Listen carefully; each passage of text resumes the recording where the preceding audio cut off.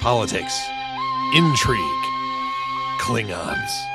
Here on Feature Please, a vile visit to Bajor. My name is Joseph.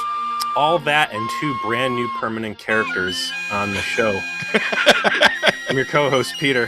Who are the two permanent characters? We know one. We know one.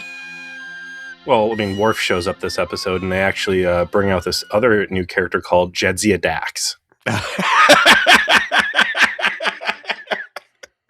Yeah, they do. Yeah, they do. Mm-hmm. So before we dive into our continued discussion of Way of the Warrior this week, I did want to share a little bit from the weekly watch-alongs of Starfleet Academy I'm doing in Discord. Which I can't believe you're putting your time into that, man. So I understand why you say that. Trust me. I don't know if it's still going to be going on by the time this episode comes out. It probably will. Maybe near the end. But if you're hearing this and you find that interesting, well, get into the Discord 8:30 p.m. on Friday and join the cadre doing it. It's been fun. It's been like consistent, like 12 of us or so that have been part of it. But we had a real weird experience with it this week because the first 5 episodes were just like the most god awful garbage we've ever seen. You know, just peak Kurtzman not giving a fuck about Star Trek or what Star Trek looks like or what Star Trek feels like, and doing like high school shenanigans and like there's prank wars between the two, like the Slytherin and the Gryffindor within the Starfleet. It's just bad, awful, terrible characters. You know, your main character is Gary Stu. Holly Hunter can't carry a scene. She's always got no shoes on. Every man is emasculated. It's just like, oh boy, this is everything I expected. We get to episode 6, and it's like all the people who made the show up to that point had a stroke and died. And then like actual people who like the ghost of Manny Koto inhabited somebody and was like, what if we tried to actually make an episode of a show that feels like Star Trek and it feels like a Starfleet Academy show that you would expect? And then suddenly it's like, a Starfleet Academy show that you would want. Because I think everybody went into this expecting exactly what you've had for every episode prior to that. I'm completely correct. But now suddenly they're doing field training where they got to do away team missions and as like teams to you know, this is a real thing you're going to do as an officer. You've got to go into dangerous situations and like into like a wrecked ship and then be able to restore life support. And you've got to have your crew on the ship who are supporting you and respond to potential emergencies. And it's very heavy. And suddenly everyone's acting extremely competent, both like all of the officers and all of the students. And then cannibal fucking pirates show up, take hostages, kill 2 of the characters. Paul Giamatti's there. I guess I don't know if he's won an Academy Award, but he deserves it for carrying the show on his back like he's a Sherpa mounting Everest. Like delivers monologues over 3 different scenes that just like it made all 12 of us silent as we watched, and all we could say at the end was like, fuck, that was really good. like this whole like drama of his character. Now he hates Holly Hunter because she lives forever, and he like hates how she treats life, and so has devoted his existence to teaching her pain so that she will be traumatized for eternity. Like, what the fuck? Like, and it was frustrating because I was engaged. I liked it. It was interesting, and it's like this like kernel of deliciousness just surrounded by the most vile shit imaginable. And it just makes it so much worse as a consequence. Because like, this is what you could have made? You could have made this show? I don't watch this fucking show. I don't like this show. And I'm like, I doubt it's going to reach those heights again. Like, I don't think they've got another one of those in them. I don't get it. Like, we lament a lot about the state of modern television and modern writing and, you know, like millennial slop or whatever you want to call it. And I don't want to be too curmudgeonly and not admit when something's good. That 6th episode, Hey, Come Away, or I think is the name of it, is good. 45 minutes of it. There's some garbage in it. Don't get me wrong. But it's like, okay, you understood the assignment. You understood what Star Trek was. You understood how to build a compelling like drama. You had good actors. They delivered good lines. Why is this not what I'm seeing at least 60% of the time? They've always known how to make good Star Trek. And that's what Strange New Worlds showed us. Yeah. Is that the entire time we watched Discovery and these other shows that they knew what the formula was, and it was an active decision to not make that. And then they made it, and it was great. And then there was an active decision to stop making it. So, there's really great Star Trek I do want to talk about. But while we're on this current, day, February 14th, 2026 Star Trek talk, I fully expect all this stuff to get decanonized and forgotten forever. Skydance has Paramount now. Yep. And there's no more Kurtzman Trek being made. End of 2025 was the end of the deal. Everything that was shot still has a contractual obligation, apparently, to be published. And the contractual obligations, I believe, also start to include you can't use secret hideout material unless Kurtzman's involved. And fucking decision. Well, and that's a great decision, because usually it's like, oh damn, here's this cool stuff and we want to use it, but we can't. Like, what a safety net to all of this is. Like, well, I guess because of this contract, we are never going to have to admit that any of this stuff ever happened. And it sucks, because you're going to lose Picard season 3, you're going to lose Lower Decks, but man, all sacrifice worth making. All the J.J. Abrams stuff, I think, is off. But who cares, man? It was out there. I think it was all can be taken as single serving, what if, background stuff. None of that needs to be canonical. There's nothing that happened in any of the post-Berman Star Trek that I think I'm going to be really hurt about saying, damn, I wish that was still around. I wish that was a toy they could play with more. Even the thing that I like the most, and the thing we both like the most, Picard season 3, it's like, that doesn't really need to exist. No.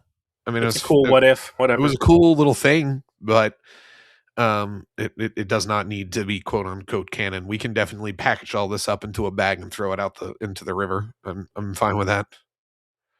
But what I want to see more of, what I want to talk more of, is Where We Still Are, which is the third best Star Trek movie, The Way of the Warrior. We got through barely 15 minutes of it last time, so we're still on it. And where we left it was after Garrick had gotten ambushed in the tailor shop. So we are starting the slow ramp up in the story here. And we have a little bit more escalation left. Liked Garrick getting jumped and Garrick completely flabbergasted and confused as to why he got his ass kicked. Yeah, why are you targeting me? I don't get it. Dude's got dirt under his fingernails, but nothing we've ever seen that would lead us to believe that it was Klingons that he had been wronging in his previous life. Hell, he did a weapons deal with the Duras sisters. Sure. And then sold them out. And what a great foreshadowing of what's actually coming up. They're on ops and they get a distress call. This Klingon occupation, what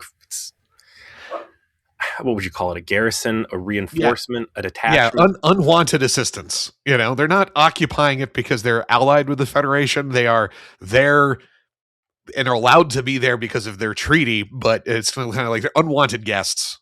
And again, it's great. They are reinforcements to a alpha level threat. Oh yeah. Makes sense. Paper, all of this is amazing. And this is what Cisco should want. But because the Klingons are Klingons, and because something is very clearly off here, there is zero cooperation with Starfleet or coordination with Starfleet. This wasn't like Admiral so-and-so be like, hey, good news, Ben. The Klingons are coming in force to reinforce Deep Sheets 9. They just show up unannounced, cloaked, and all the stuff with Quark and feeling the vibe in the room, making it very clear that something is up. So they are stationed around Deep Space Nine, and they have started spreading out to the surrounding area, which is not Federation space. They are in Bajoran space. They are beholden to Bajoran provisional government rules, which are a fucking joke. And also the ability of the Bajoran provisional government to exert their force, which is also a joke. But what's not a joke is this freighter that they've decided to hassle. Picked the wrong one. Sure did. And keep in mind, this is all reasonable stuff out of the Klingons too. We suspect that there are changeling infiltrators fucking around out here. We saw it happen to the Obsidian Order and the Tal Shiar. and it brought both of those organizations to their knees. And we just saw Benjamin Sisko have a Federation ambassador show up who was a doppelganger and try to drag them into a war. So these guys are playing real dirty, and we are going to just start doing inspections on everything, the cut the hand test or whatever they're doing, and we're going to go on a doppelganger witch hunt. And the ship that they have decided to conduct this witch hunt is Cassidy Yates. And this is where we find out that one of the security upgrades to Deep Space Nine is the turbolifts now have a special routine. They've got a special setting, and that setting is defiant. Yes. Said with authority, too. Like, it is very relatable, right? Like, oh, we just got a distress call. It's from the Zosa. And then he's like, his eyes go wide. Like, Cassie left the station an hour ago, and she's being boarded. And he's like, all right, everyone get to battle stations. No one messes with my girlfriend. I'm going to take my Federation hot rod deathmobile, and I'm going to go point the guns at the Klingons because they're messing with my girl.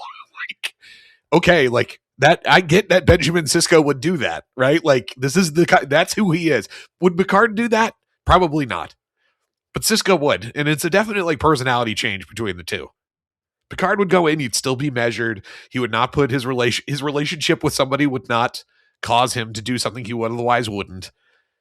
But Sisko, he's suffered to loss in a way that's so intimate to him, he's just unwilling to accept it a second time. So he escalates immediately to, I'm going to go and present a genuine force to force them to stop right now. What do you think of that, though? Is that a virtue? I'm calling it a virtue. I'm calling it very a good character trait. I'm not sure you agree. No. This guy just got promoted to captain. You've had very interesting relations with the Klingons over the past 20 years. Captains have given their life in no-win situations to improve the Federation's, Enterprise C. Rachel Garrett dead to preserve this peace like 3 decades prior. You're back in the Scouron thing again on paper. This is exactly what you need. This should be an armada of Federation ships here reinforcing the wormhole against the Dominion. But let's jump back. I listened to that JTVFX coverage we did. That was a great episode. Yeah, I really enjoyed that. That was a great conversation. That was a good re-listen. And God's work this guy did with the second part. And granted, I mean, this wasn't stuff that was in the writer's mind, but like you as the Federation are scrambling to recover the losses from Wolf 359. The Klingons came in and dumped a war party worth of death into that thing. Like Federation Klingon relationships are at an all-time high. And Hothead Sisko is going to go over there and just provoke the shit out of these guys. And, nobody's really got fair claim here. Like, Kira Nerys is the authority. They fly up. I forget what this captain's name is, but he's got this ship in her space truck in a tractor beam. And they're going to go board it, and they're going to do a search. And the legal justification is present. They are in Bajoran space. The Federation has an obligation to assist the Bajorans in enforcing the rules around their space. That is part of the relationship that they have. So Sisko's not acting out of turn, right? Like, he's allowed to do everything he does here. Yeah. So, but it's a question as if it's the correct decision or not. It's such a paper-thin excuse. And it's the same one that Gul Dukat has seen and everyone else. The Bajorans are a joke. Through and through. There is nothing redeeming about the Bajoran about Bajor as a power. And I'm still confused why the Federation wants them in as bad as they do prior to the discovery of the wormhole. Like, once they have the wormhole, like, okay. It's their position. They're like, it would allow them to essentially have it's so next to the Cardassian border that would be very strategically important for them to have Bajor. It's also like a moral victory to say, like, you had to retreat, and we are the people who have come in and restored and helped. It's a PR victory. I get why, absent the wormhole, it was still important to them. Important, but not mission critical. But not a priority, correct. And that's why you had a commander spearheading the efforts to get them into the Federation instead of a captain at that point. So, or even a dedicated diplomat. So at this point, you have come to antagonism with the Cardassians over Bajor. You, as the Federation, you've made, okay, we're fine having heightened conflict with the Cardassians over the Bajoran planet. Then the wormhole opens, and you're like, okay, well, this is really cool. This is nice. And more problems spill out of this thing. And you're like, okay. And then the fucking Dominion say, hello, we are here and we are worse than the Borg. And now you have to make a decision as a Federation. What do we do?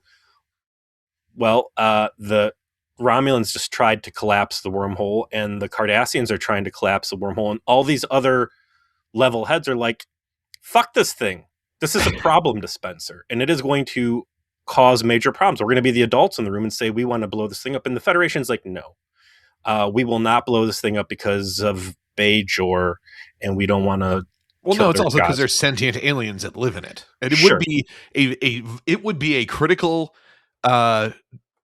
violation of the Federation's position and moral priors to blow up the wormhole on that basis alone. Hey, you know that. Tell that to Tuvok, all right?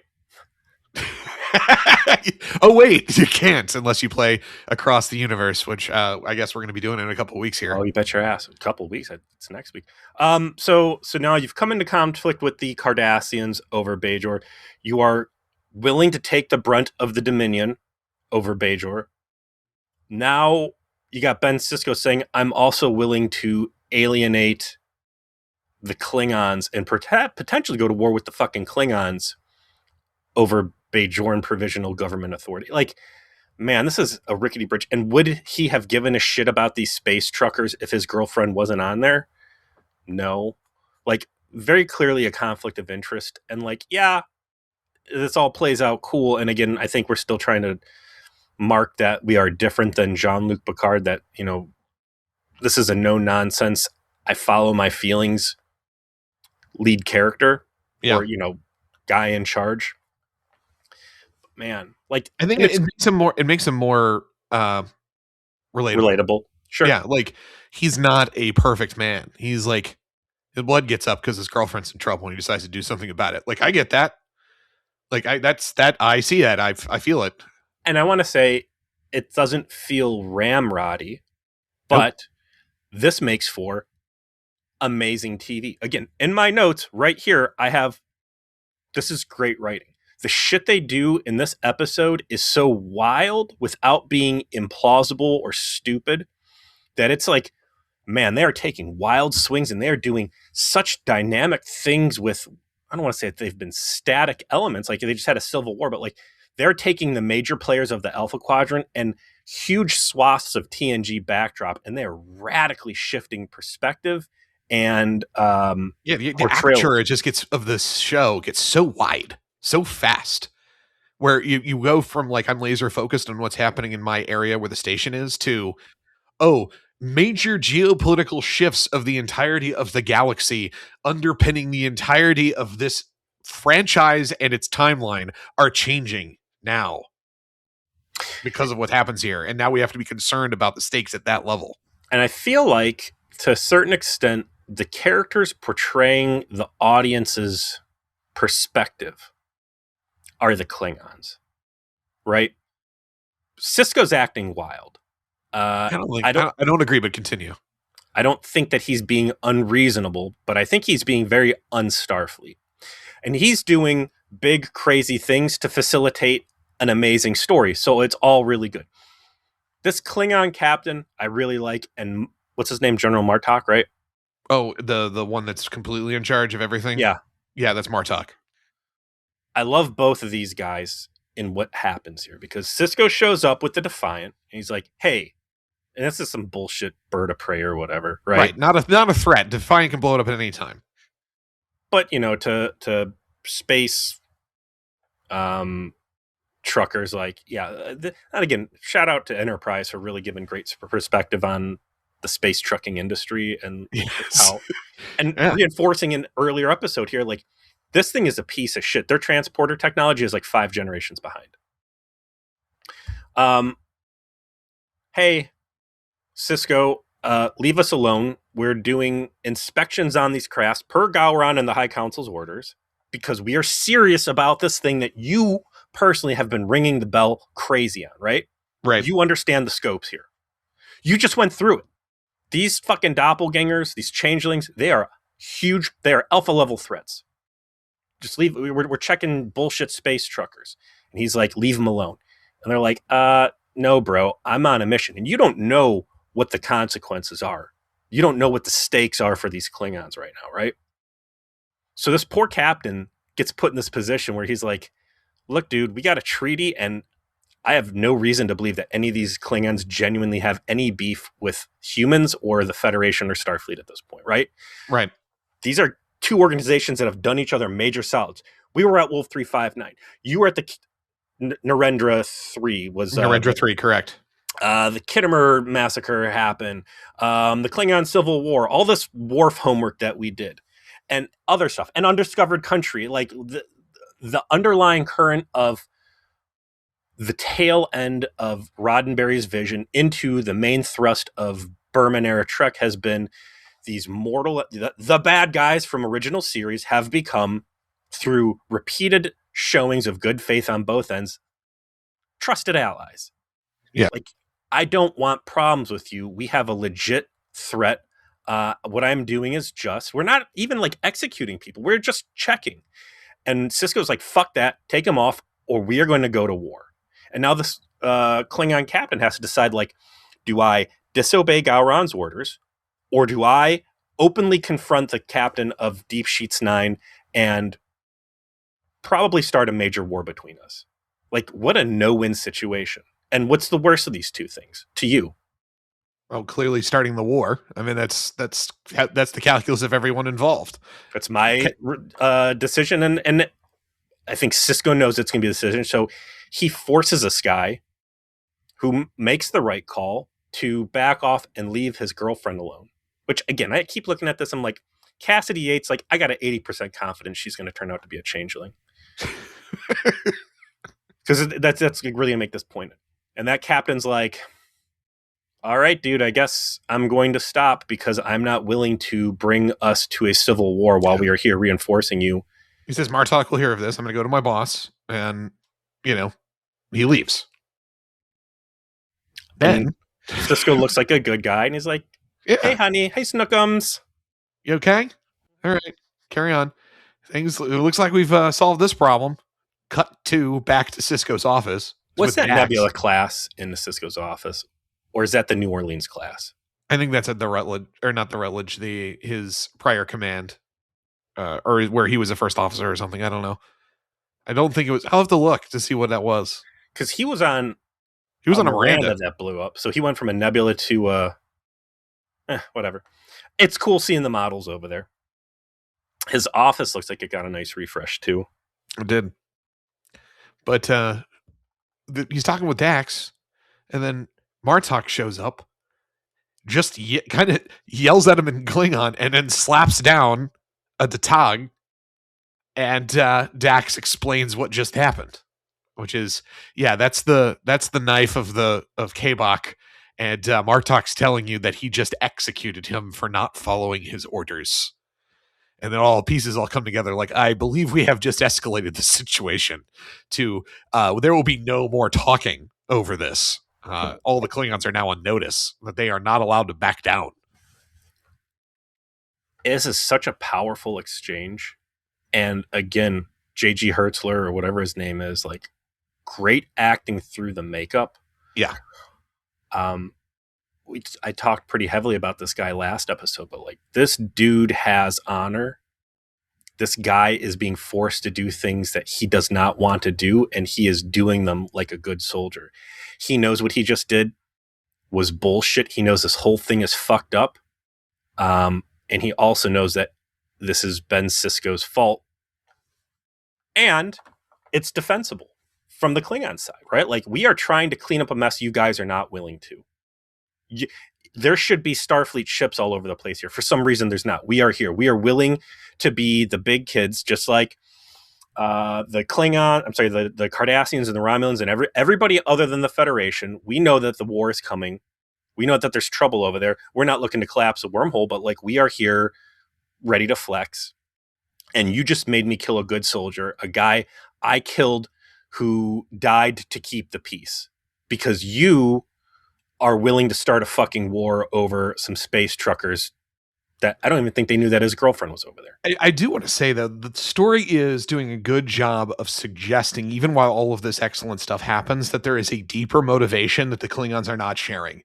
And it goes to their silence and their unwillingness to really explain themselves. Their physical, literal silence within Quarks and their refusal to elaborate as to if you were genuinely here to reinforce us, you would be talking to us like adults. You would be saying, hey, this is what we want to do. This is how we want to coordinate with you. Should our ships work together to do this? Let's set up a plan. And that's not happening. You're just kind of showing up and doing what you want to do, which suggests that there's something you don't want to tell us. To be fair, you have already proved, the Federation has already proven that it's infiltrated by changelings and that is susceptible to changeling meddling. And the paranoia that we are carrying from the final episode of season 3 into the beginning of season 4 is present across the board. Martok's making people slit their hands before he starts talking to them. But even then won't tell them the truth. They do a good job of making it clear that there's like a reason for Sisko to be doing this. That's not just like his personal, I want to protect my girlfriend. The Klingons are fucking up to something and they just can't quite put their finger on it. But I'm saying like, okay, I make you slit your hand and okay, I believe you. Hey, dude, here's all our plans. We're going to go attack the Cardassians and this and that. And then what? You turn around and tell O'Brien, but you're not making O'Brien slit his hand, and O'Brien is a changeling. Like, Starfleet has proven that is a porous organization and that information hemorrhages out. And we see that happen on paper. We see it happen on screen when they bring Garrick in and blab all that shit out. Like, the distrust and the criticism that the Klingons have that you can't tell Starfleet the big stuff is proven to be true.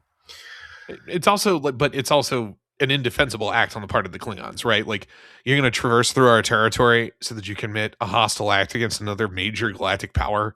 You're not going to tell us about it. You are going to treat us, your close ally, like, we're garbage. I mean, I guess we're about to get into the kind of the part of the story that explores this idea, so I don't want to talk too much, but I feel like before even Worf shows up, they've done enough to suggest like there's shady shit going on, and Sisko is right to be questioning what's happening. Everything that has happened on this TV show, this episode prior to this moment, is some of the best. This is the best spackle of all time. It's like, it's not just spackle. It's like, it's about old new drywall. It's a whole new house. Yeah. Because all of this has been done. We went in and we had this conversation.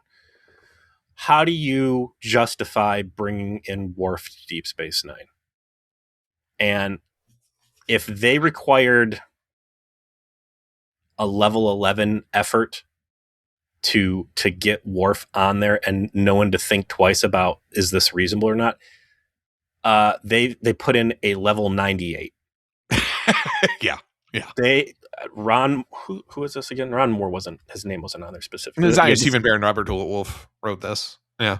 It is such a compelling on-screen argument, the difficulty that the Starfleet is having in interfacing with Martok and the rest of the Klingons, and the stakes that are currently present, that like, and again, using all the stuff we did as the Worf homework, it would be criminal not to involve this guy. Like, just fucking MVP writing, that bringing a major character from the last TV show into your new TV show, I've never seen it accomplished this smoothly before. So Sisko is like, oh shit. What's the line he gives? Like, the only way to deal with Klingons is with another Klingon. And he quotes Curzon to Jadzia when he says it, which is kind of funny. And that is when you cut to this great reveal shot of our boy Worf stepping out of the airlock, but he looks different. And he looks different because, of course, as part of Michael Dorn's deal to come do the show, they had to change the Klingon makeup significantly, and it's a great change in my opinion. He looks less bulky. He looks more comfortable in it. It looks more natural. It's just a nice upgrade to his look while still very much looking like him. And he steps into the station. He's immediately greeted by the character you'd expect to greet him, which is Chief O'Brien. And we've entered into the Worf era of Deep Space Nine. Like it's like a great kind of like stinger to the end of this segment of the story. Briefly, in terms of Chief O'Brien and Worf, those are not two characters that interacted a lot on TNG. Although, like, obviously, Worf delivered O'Brien's Molly. daughter. Like, so you can expect like that they probably like if you want to say there's the lives they live outside of what you see on camera, that these two are probably close to each other because of that incident alone. But someone else pointed out on Discord, or at least we got into the conversation about it when we were waiting to start to watch Starfleet Academy. Also, O'Brien was probably the guy who beamed Worf over to Duras's ship so he could kill him. Like, it's like Worf walks in. He has a batleth and no comm badge and says, "I would like to go to Duras's ship, please." And I, Chief O'Brien, asked him no questions and sent him over. Like, a man with a wife. I understand. Go ahead. Like, This is these also two a as guy. friends make sense. This is also, O'Brien's a guy who has spent a lot of time on the bridge, and yeah, it's murky, whatever, season 1 TNG, but like he's set He's at the the helm, tactical officer when Worf's off the ship during the Redemption Part 2. and that's what I'm thinking. And that also to Yeah. Redemption Part 2, like there's such. I didn't talk about it during the Worf homework, but like it was so cool that Redemption Part 2 and Sela like drags yesterday's Enterprise back in, and that completely prevents it from being this bottle episode. Like I always forget that Sela is a product of that. And it's funny too, because I think Redemption Part 2 and Yesterday's Enterprise are the same director, aren't they? Directed by David Carson, TNG. Yeah. So David Carson did it all then. David Carson is Yesterday's Enterprise, Redemption 2, Generations. Like this dude is so deep in the fucking Duras shit. That's true. And like just what a great arc for this guy to be able to touch. I'll get into some stuff with O'Brien here in a minute, but he walks over and suddenly I'm presented with this, I don't know, this thought, this conundrum, and it's like, you are 4 seasons into Deep Space Nine now, right? There's no rough edges, really. Everybody understands who they are.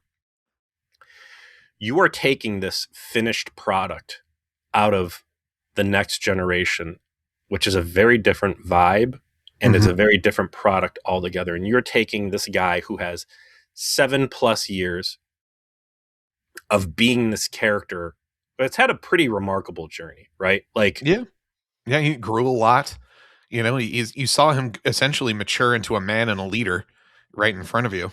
Certainly this is a guy who is a novelty that he is just around, and then Tasha Yar, Denise Crosby exits the show unforeseen, and the production team decides like, well, we will elevate Worf, and this character will become a bigger deal than it was meant to be, potentially, because we had a actor exit, and this is how we're going to shuffle things around and grow beyond potential of what the character was potentially supposed to be and touch all this other great stuff. And so now you're bringing this fully finished thing that you know a ton about, and you're saying, we're going to put you over here.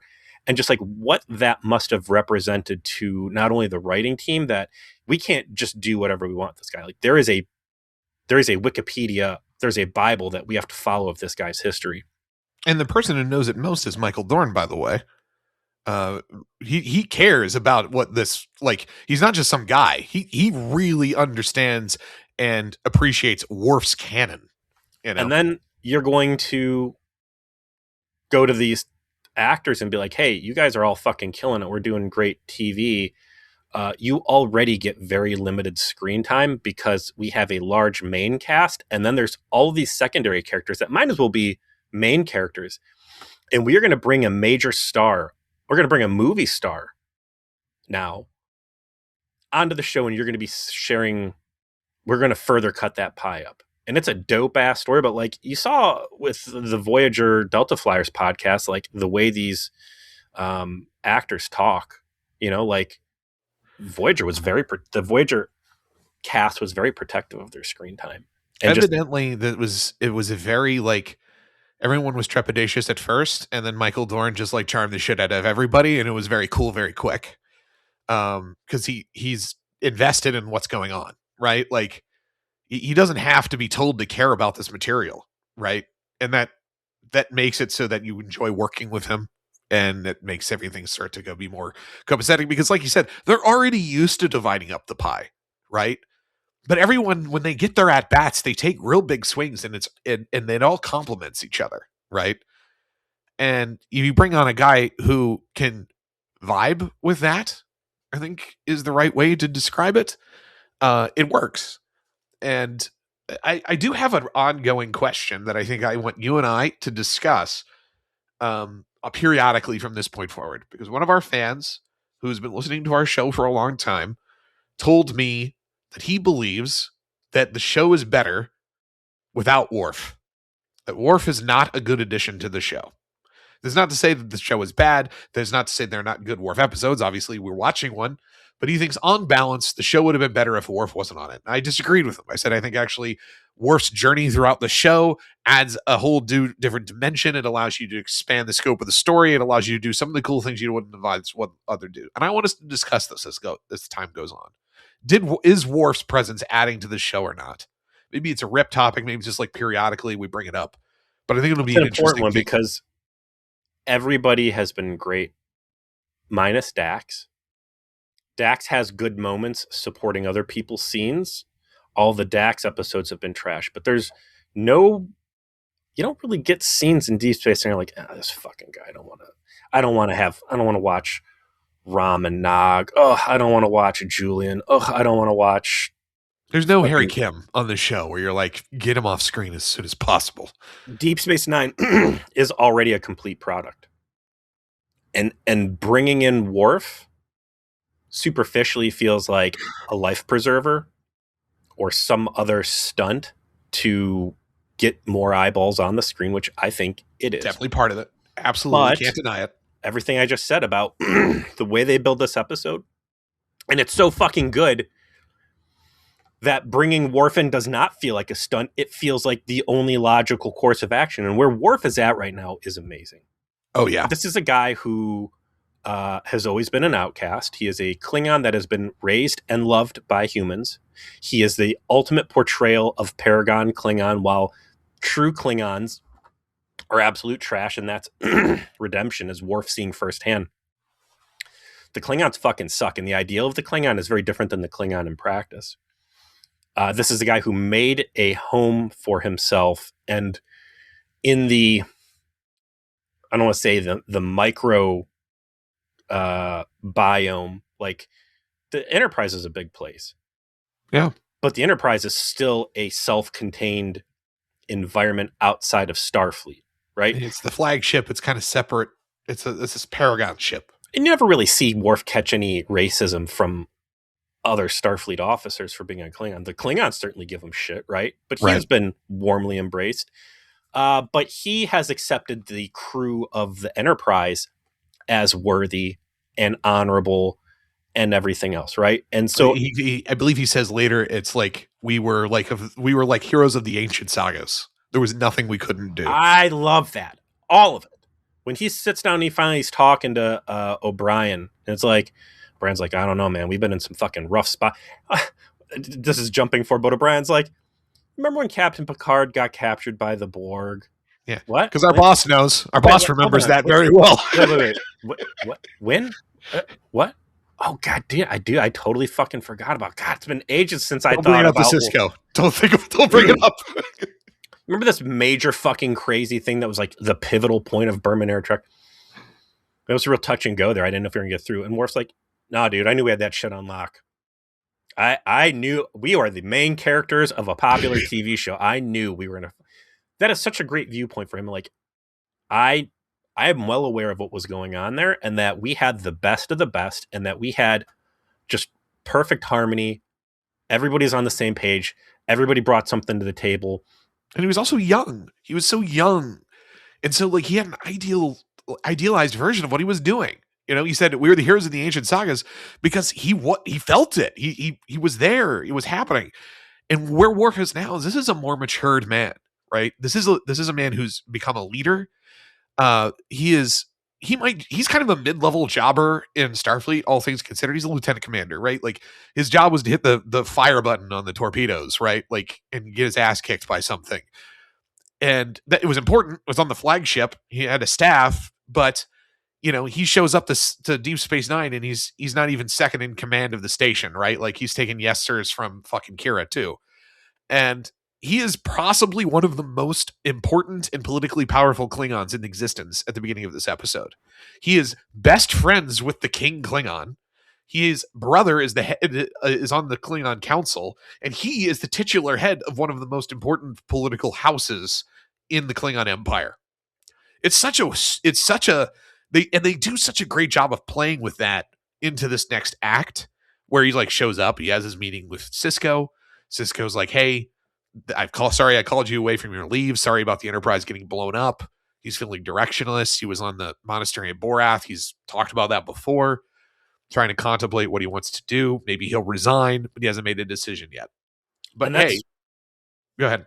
the really cool part in all of this is like he had a perfect life. Generations comes around. And what costs him this perfect life? The fucking Duras. Duras sisters. yes. The Klingons cost him his perfect life. They destroy the Enterprise, it crashes, and it takes his family and it breaks his family apart. I don't know what everybody's off doing right now. He's using his downtime shore leave to go basically reconnect and meditate and have to plan out his next steps. What are the odds that the entire gang is going to reassemble back on another starship named the Enterprise? Well, probably odds have got to be low. Like that isn't something that happens. Sure. You know, I mean, little does he know there's a movie franchise that needs to be fed. Little does he know Generation did a lot of good money. And so we're keeping this going. But for all intents and purposes, like very dismal outlook that you're going to have Captain Picard on an Enterprise with your buddy Will Riker. Indiana's going to be there and Geordi and blah, blah, blah, blah, blah, blah. So like that life is over. It is the Klingons that have cost you that. You don't have that safe haven of the Enterprise. You're going to have to go back into the greater expanses of Starfleet. Who knows if he's going to encounter racism, shitty captains, because certainly you've been exposed to a lot of dickhead captains and problems. You're not going to have the prestige of being on there. You went from being the chief of security of the biggest ship out there. And like, what a great place to say, you know what? I'm going to go out while I was on top. We went down with the ship, literally. And I'm going to begin this next phase of my life. Maybe, I don't know. I got a lot of soul searching. All I need to know is I've been pulled away from my vacation. By the way, him in uniform, I don't know if it's just gold over burgundy. Him in that season 7 uniform looks fucking great. It does, actually. I was shocked how good it looks because those TNG style uniforms didn't actually look that good seasons 1 through 3. But for whatever reason, his is much more sharp. I don't know what it is. Riker didn't look good when when Thomas came over in the burgundy. And it really didn't look good in the Enterprise episode. But like him in the gold specifically looks fucking great on Deep Space Nine. And again, I love the distinction of him in the starship uniform walking around the gas station crew jumpsuits. And he goes to Cisco and he's like, I'm here. And instantly there's like, Cisco starts like laying the familiar, like, again, I'm not Picard. I'm going to talk to you about this personal stuff. And they like, there's a quick game recognized game between the two of these guys. Yeah. No, this is the first time they met, you know, like Worf's been here before. Worf's dangled people off of ledges here before. And even if it is the first time they met, they're connecting like men, you know, like I kind of taking your measure. You're taking my measure. I respect that you're here and that you're going to do your job. and then you're the kind of man who's going to do your job no matter what you're. And obviously, he's contemplating doing the same thing Cisco does, and it helps him connect with what's going on with him. Of like, I also know what it feels like to feel like you want to get the fuck out of the company. Trust me, been there. To lose my ship, Yeah, and think maybe it's somewhere else. And I love that Worf is like, regardless of what happens, like, I am all business all the time. And even if I am going to leave, I'm going to do whatever you need and make sure it's done better than anybody else is capable of. Okay. I love the backdrop of like, I am a flagship officer and I am now at the gas station. I am a big fucking deal. And like the scene that now comes I'm in up later. Alaska. Is the way Michael Dorn described it is it's like I got stationed in Alaska. That's how he played it. It's like, this is not a desirable assignment, but I'm the kind of man who does anything I'm told to do as well as I possibly can. So this begins like the big Klingon push, because the goal here for Cisco is like, I need you as a Klingon to start talking to these Klingons and find out what's really going on. And I've never seen somebody come in to the degree of being a badass as Worf does here, to the point where he is blatantly a badass at every turn, and none of it feels wrong. None of it feels unearned. None of it feels ridiculous. This dude just comes in. You want to talk about some OP DLC to buy? You want to talk about pay to win? Yeah. This is a Mass Effect DLC character who unbalances the rest of the game. The way they pattern it, he's like, Cisco's like, go deal with this problem, and he says, I will go deal with this problem. And he doesn't like check back with them about like, I'm going to start bar fights. I'm going to fuck with some people. He just knows like, hey, listen, you need me to relate to them like Klingons. I message received. I'm just going to go do that right now. You pulled me. You know what you want. That's why you asked for me. You, gas station manager, pulled me, the flagship chief of security, out of vacation. And I'm here. And oh, look, it's the motherfuckers that cost me my happy place. It's Klingons. And there's something fucky is going on. So like him showing up to Quarks, I'm like, oh, hey, there's O'Brien and there's Bashir. It's like, oh, hey, chief, you're a fucking non-commissioned officer, but whatever. Oh, the real reason I'm here is here. Here's this little dickhead, Martok's dishonorable trick-ass son. All right, we'll get to that. We have another moment we have to touch on because the other new character arriving. Yes. So you're kind of getting your wish, right? We already had them in the baths, and now we've got Kira and Jadzia coming out of the holosuite again, and they're done up in a classic we're doing a holodeck adventure gear, like they were doing some King Arthur shit. Mm-hmm. And Kira's storming out because Lancelot kissed her. And she punched him because she's supposed to be playing a married woman. So she was like being very method. Like, if I'm married, I'm not going to, fuck around with another man. That's not permitted. I'm gonna slap you for like, isn't that what I'm supposed to do? And Jadzia is like, no, you got it wrong. That's not how the story's supposed to go. You broke canon. And the coming out in the middle of this argument, which is awesome all by itself. Like, I can see this happening in the world where holodecks exist. Yeah. And come out, and this is the first time you meet Worf. And it's like, not like Worf doesn't understand holodeck shenanigans. This is the guy who, he's a merry man. He's a merry man. He palled around with Diana in her fucking leather pants doing westerns with Alexander. Like, he's done dress up shenanigans time in the holodeck before. And just goes, nice hat. And she's a little flustered because she feels unprofessional, and you get it. And then Jadzia, like I said earlier, they figured out, okay, if Curzon liked to fuck and liked Klingons, then maybe Jadzia should like to fuck Klingons.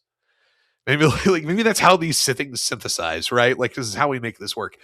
More seriously, though, it's Curzon was, his romanticism about the Klingons was from a kind of male perspective, and it's kind of natural that if Jadzia is going to inherit that, then it might become something a little bit more emotional and personal and romantic in a genuine sense, because she's a woman.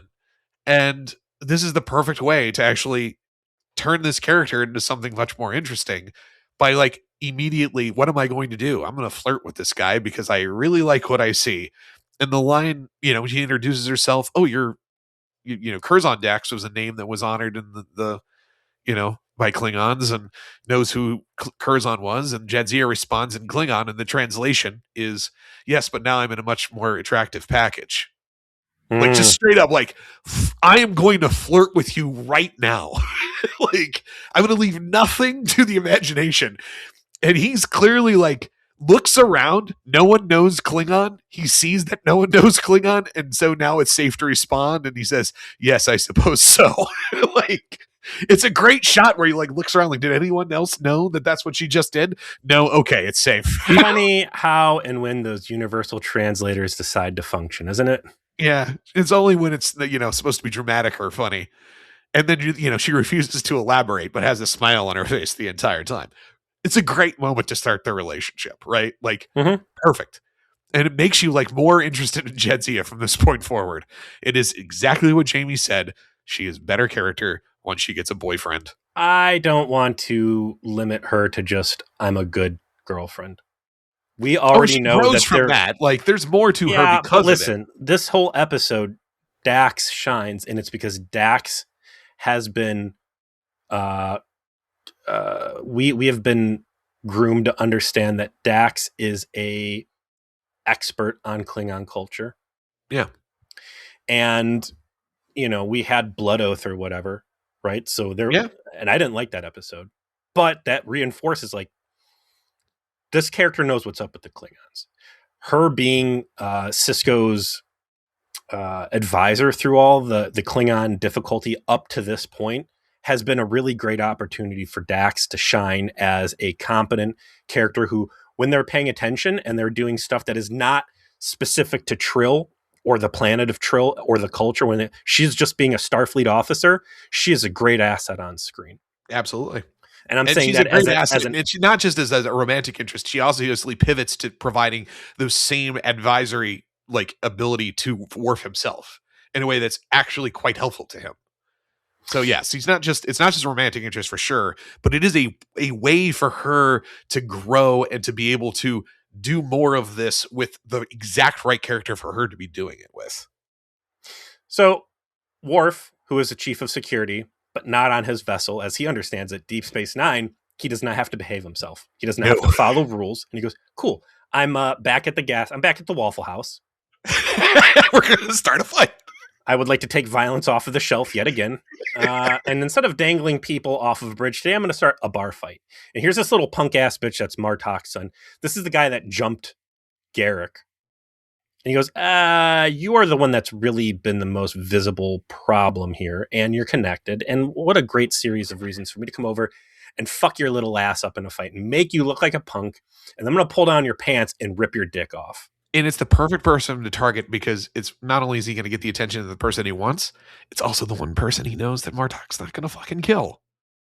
Right? Like, I can fuck with someone else and it might not matter. You might get executed. Who knows? Mm-hmm. But you are his son. He's going to give you a lot of leeway because I know that Klingons actually kind of suck a little bit. And they will do that because I've had that experience because of Redemption. So you are not only the biggest antagonist, and you are not only the way for me to get to where I want, but also I know you're not going to get killed over this. Like, favoritism is real, and you will be shown it. Yeah, this is what you get for beating up everybody's favorite character, Garrick. So he beats his ass. He takes his knife, his honor knife, and the repeated showing of how important these knives are in this episode. Very cool. He also growls at his homies of like, "Do you really want to be next?" And they're like, "No, we don't. Thank you. Goodbye, sir." You know why I get away with wearing this Starfleet uniform and why nobody just comes over and shoves me into a locker? It's because I'm a badass and I fuck people up. And as of this series, I'm a badass who doesn't actually lose fights. Yes, I have a contractual obligation to win fights now. He gets exactly what he wants. He takes the knife, and who should come collect it but Martok himself, just as planned. And this is where we get this big shift, right? Like Worf, he takes yes sirs from Sisko, but he is a big enough fucking deal as a Klingon that he motherfucks Martok to his face. The head of the Klingon fleet. Yeah, like, hey, I know you are used to, Starfleet treating you with respect and kindness. And in my role as a Starfleet officer, I am obliged to do so. But right now we're on Klingon time, and I'm the head of a house of I'm the head of my house, of the House of Moog, and I'm important. My brother's on the council. My ride or die homie is your boss, and I'm going to really take your balls and take him over a cheese grater because you're acting like a dick. Your son's a punk. He does not have honor, and you're acting like a punk too right now. What is going on here?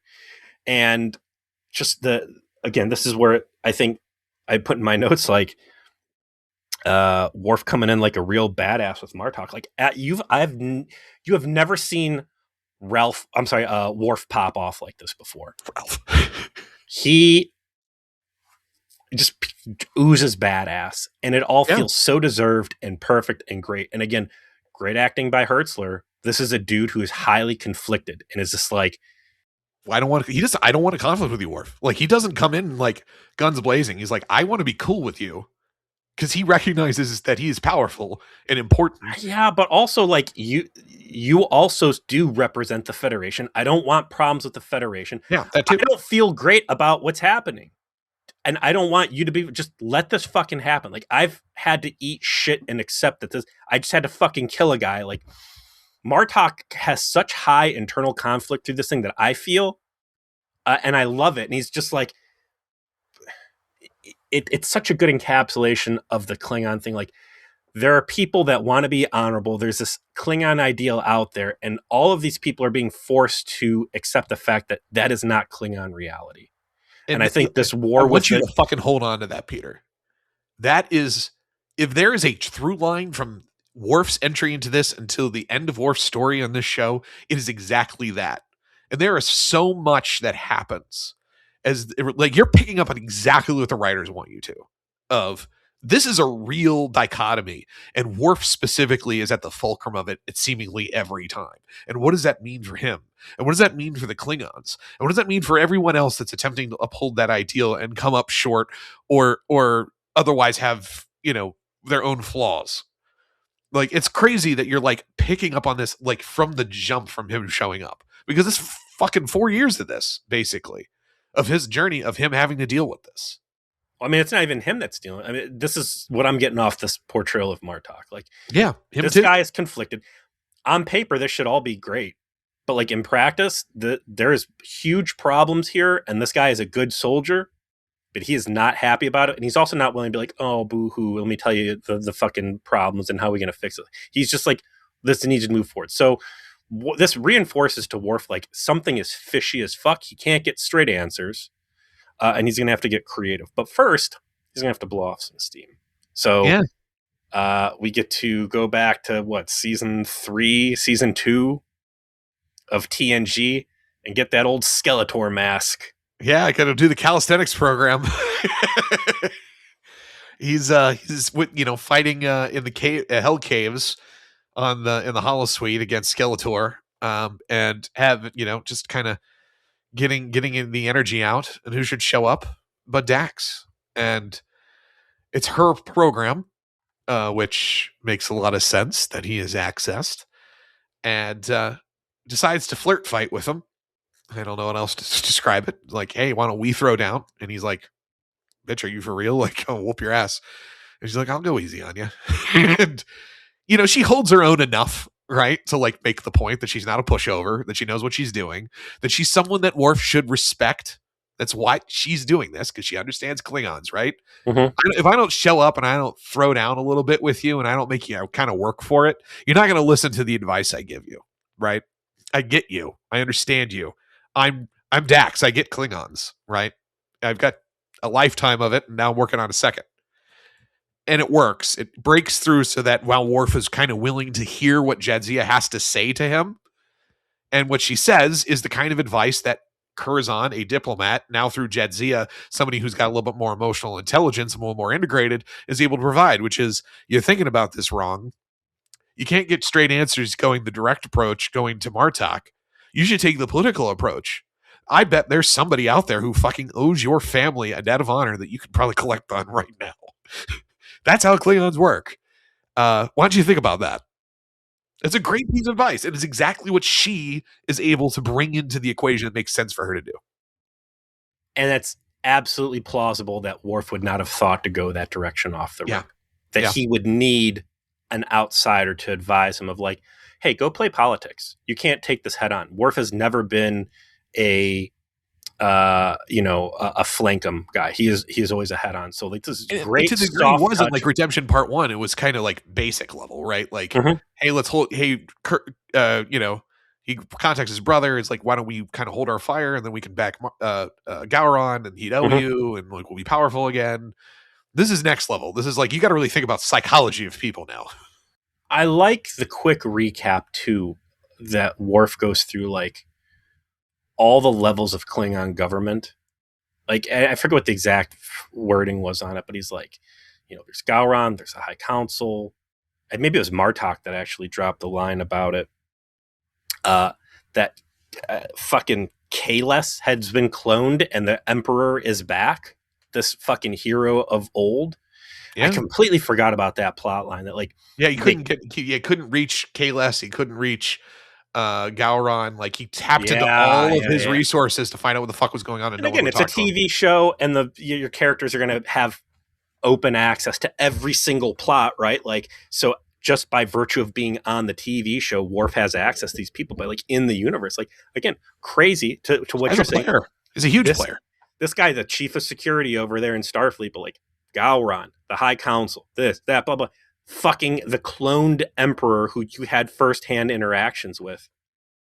And I love that like Kahless was cloned and that like there were issues with it, but they weren't just like, okay, well, we're going to get rid of this guy, right? Like, they started treating him like a Japanese emperor. He's like a figurehead, a spiritual figurehead. It makes sense of what they did with him. So yeah, in the wake of Dax's advice there, in my notes I said, oh, hello, Dax. Welcome to Deep Space Nine. Glad to have you as a character here. So, this is kind of a rehash from Reunion. Like, here's some old crusty Klingon that has strong allegiance to my dad, and I'm going to be able to milk that connection for some profit. So they get together, and he gets him drunk. And I love the guy's like, I ever tell you the story about your dad? The look on Dorn's face where he's like, many times. And he's like, I got to get him drunk. I have to sing a bunch of drinking songs with him. I got to get this guy kind of in the zone, because again, like Redemption Part 2, he figured out like, this is how I have to connect with my people. I have to get them fucking wasted and headbutt with them and deal with the fact this old man's going to tell me the same fucking story over and over again.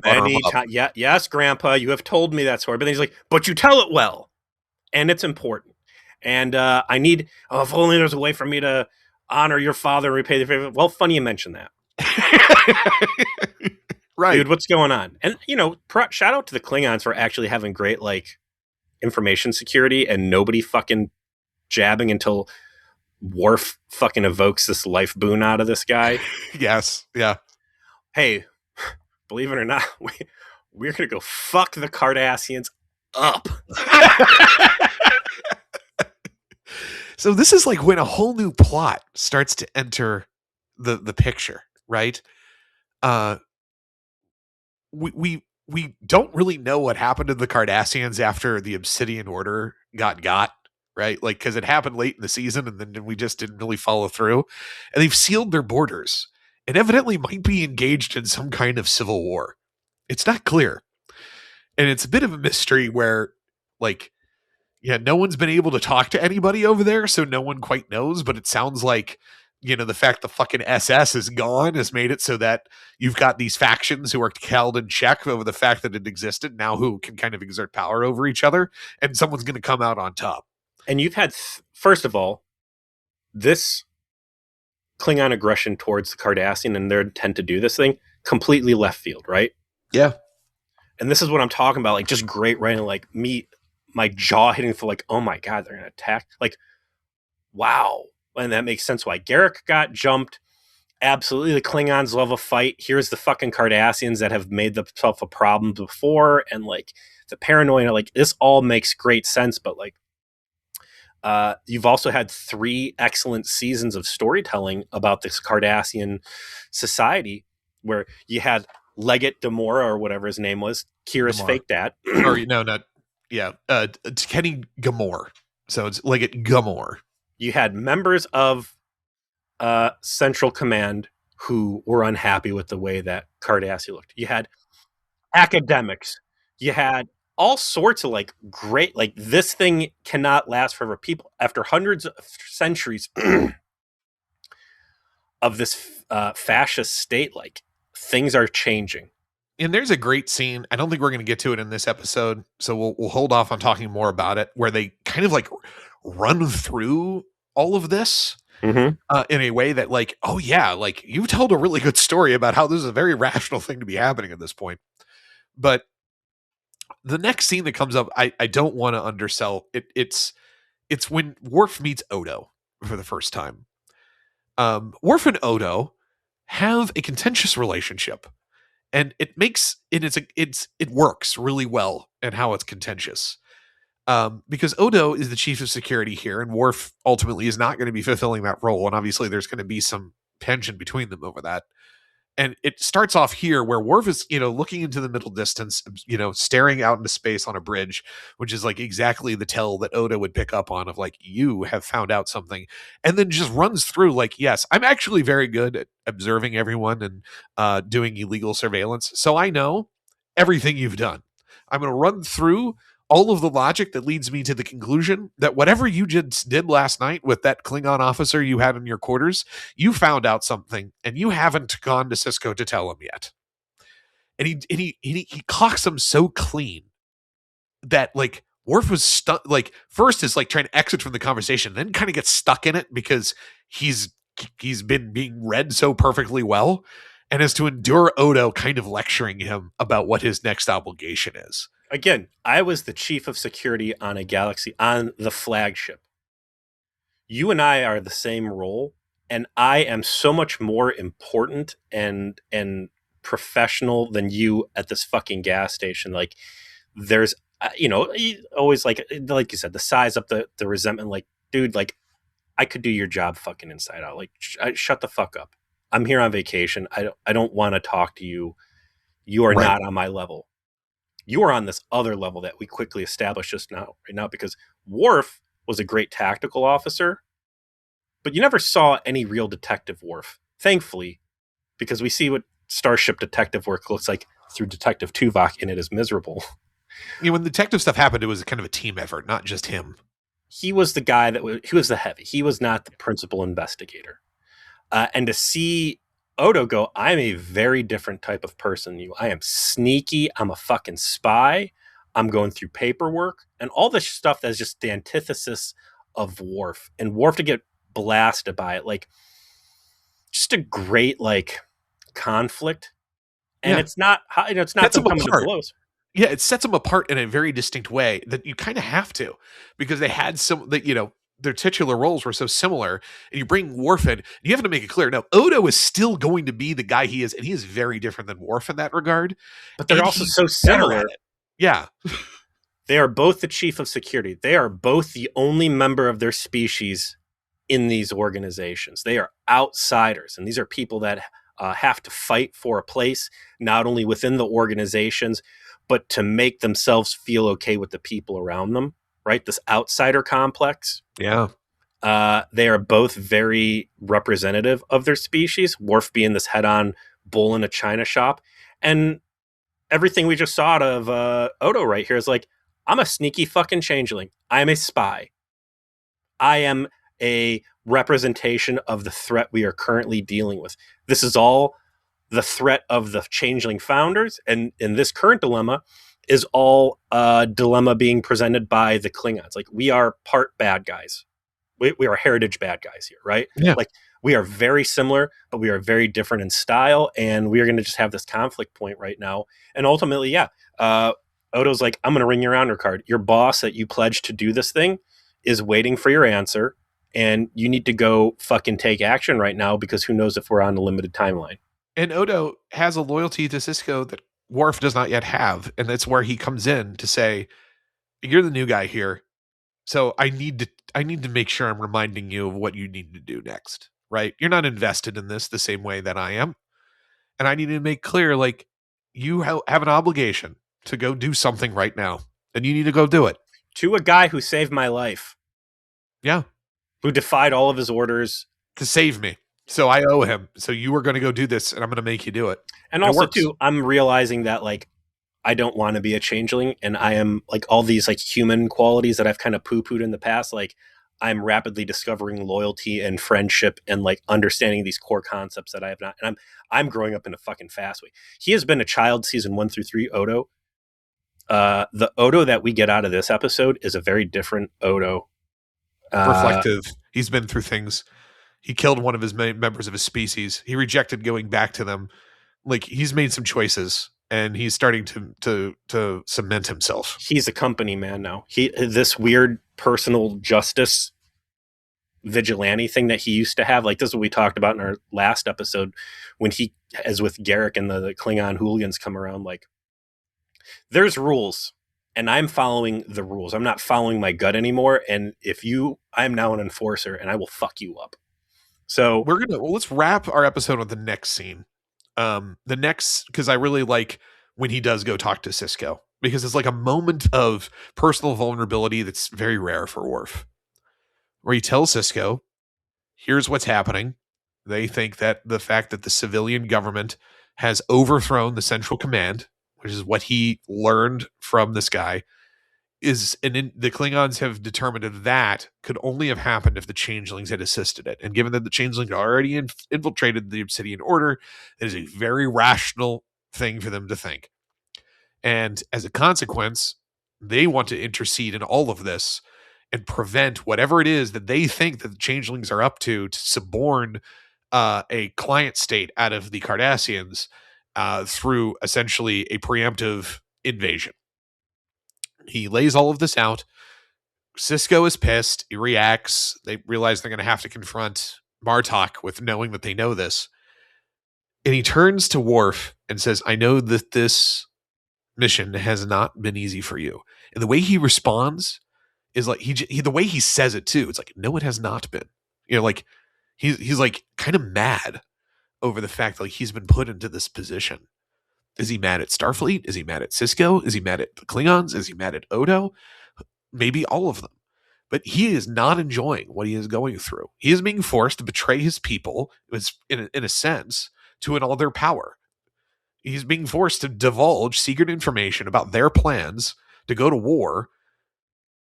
And he's got every reason to do it. He has every obligation to do it. And he resents being put in this position both by the Federation and the Klingons, probably. And then you get that feeling like Michael Dorn is just really good in this episode at demonstrating that Worf is such a well-developed character and he fucking lives in it. Mm-hmm. In a way where it's just the way he says one line. I'm like, oh man, no, he's really upset. Right? Again, he's been on the flagship. He's seen the way that the Klingon High Council acts without honor. They fucked him for several seasons, dishonoring his house to protect the Duras lie. He knows that this is an unjust war. You know, Worf has never sought war. Like he likes a good fight, but he's not war hungry, right? This guy has taken actions to prevent war. He is a good Starfleet officer, and he knows that. Okay, again, check the math on everything that he said and their suspicions on paper. That's all solid. How could the civilian government overthrow Central Command? That's bullshit. He doesn't know about all the insurrection movements and stuff going, but like. This looks fishy as fuck. This all checks out. But man, what do I know underneath all this? The Klingons do want war somewhere. And the Klingons love an easy fight where they can go in and kick the shit out of someone who is weak and stomp them. And isn't this a great fucking paper-thin excuse for them to go get their yayas?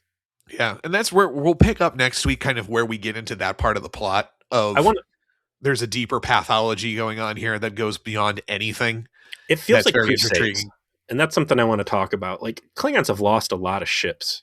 They lost a lot of ships in Redemption. Not that, the writer room's taking fucking stock and there's a limited good or whatever. You kind of have to start to discard a little bit of the specifics and talk about it more meta, The meta is the Klingons they're still an empire. They still produce weapons. And they got a lot of Cold War weapons. And that's, the Birds of Prey they look sweet, but like, they're stupid because they're old as fuck. These are TOS era vessels, right? Yeah, they've just been continuously upgraded with better guns. I was very resentful that a bird of prey is what takes down the Enterprise, that you got some 80-year-old piece of shit that took them down. But it's like Russia fighting Ukraine. Like, there's all this Soviet armament shit that's just out there that you can pour into things. The Klingons have lost a lot of ships. They lost a lot of ships in Redemption. They lost a lot of ships in the Battle of Wolf 359, which again, we are taking as full canon, right? Right. They still have enough ships to show up around Deep Space Nine and be like, wow, what the fuck, over 20 plus ships. They're going to lose a lot of ships in this episode coming up. You've got this population built around this busted idea of honor through combat. You have to keep these guys busy if you want to stay in control, because if you don't, you end up with civil wars, right? They just got firsthand knowledge of that. So you need conflicts here and there. You can't fight the Federation. They're the friends right now. So yeah, like what an amazing value proposition that going and beating the shit out of Cardassia is. Like, it's a great way for these guys to go blow off some steam. We get an expansion. If you go back to Star Trek 8, we're low on resources because we lost Praxis. We can't afford a war with the Federation. We have to start playing nice. Like Star Trek 6, but yeah. Sorry, yeah. Getting all of the Cardassian resources would probably be nice. And we're gearing up for war with the Dominion. So like everything about invading Cardassia makes great sense and none of it feels good. So yes, perfect portrayal through Worf on all of this. So yeah, sorry everybody, but you're going to probably endure at least one, possibly two more episodes about this because there's just so much, like, listen, our entire journey up to this point has been to luxuriate in the details of peak Trek, which is what this is. DS9 season 4 through 7 is peak Star Trek, and we're finally here. And if that means we're going to spend 4 fucking episodes, whatever it is, talking about Way of the Warrior, I think you're here for this. I think that's why you tune in. And we appreciate that. And we will continue our discussion this episode next week. See you then.